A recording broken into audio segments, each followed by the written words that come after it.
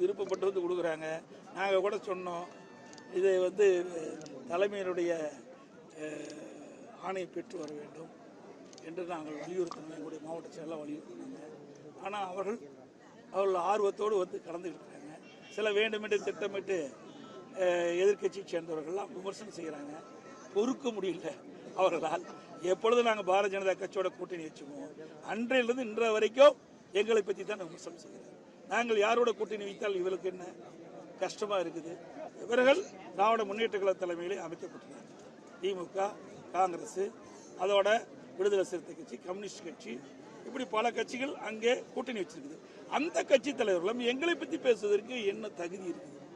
அனைத்து இந்திய அண்ணா திராவிட முன்னேற்ற கழகம் எங்களோட கூட்டணி சேர்க்கின்ற விரும்புகின்ற கட்சியோட நாங்கள் கூட்டணி வைக்கிறோம். அதில் ஒரு விமர்சனம் அவங்களுக்கு பொறுக்க முடியல.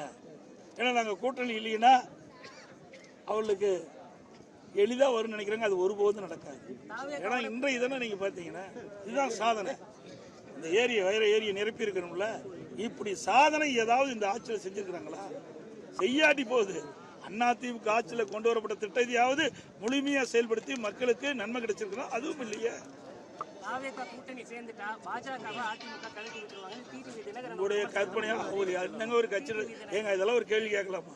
அவர் ஒரு கட்சி, எங்க கட்சி இன்னைக்கு 2 கோடி தொண்டர் உள்ள கட்சி. அதுக்கு தகுந்த மாதிரி கேள்வி யாரோ பேசுறதுக்கெல்லாம் கேள்வி கேட்கல. தயவு செய்து கேள்வி ஏனென திட்டமிட்டு தவறான விமர்சனத்தை செஞ்சுட்டு இருக்காரு. அவர்களுக்கு யாராவது ஆதரிப்பார் என்று எதிர்பார்த்தார். அவர் நினைக்கிறது நடக்கல.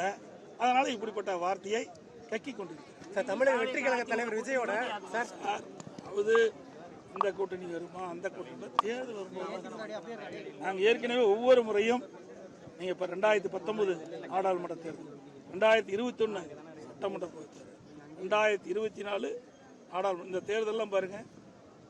தேர்தல் அறிவிக்கப்பட்ட பிறகுதான் சில நேரத்தில் கூட்டணி வச்சிருக்கிறோம். சில நேரத்தில் தேர்தலுக்கு முன்பு ஒரு மாதத்துக்கு அறிவிப்புக்கு முன்பு கூட்டணி பேசி முடிச்சிருக்கோம். ஏன்னா அந்த கட்சி வளர்க்க வேண்டும். கூட்டணின்னு அமைச்சிட்டா அந்த கூட்டணிக்குள்ள ஒரு கட்டுப்பாடு வரும். அதனால எங்க கூட்டணி சேர இருக்கின்ற கட்சிகள் எல்லாம் சுதந்திரமா செயல்பட்டு இருக்கு. திராவிட முன்னேற்ற கழக தலைமையில் அமைக்கப்பட்ட கூட்டணி எல்லாம் இன்றைக்கு அவர்கள் சுயமா செயல்பட முடியல, சுதந்திரமா செயல்பட முடியல. இன்னைக்கு காங்கிரஸ் கட்சி நீங்க பத்திரிகையில பார்த்தேன், பல பேர் எதிர்ப்பு குரல் கொடுக்க ஆரம்பிச்சிட்டாங்க.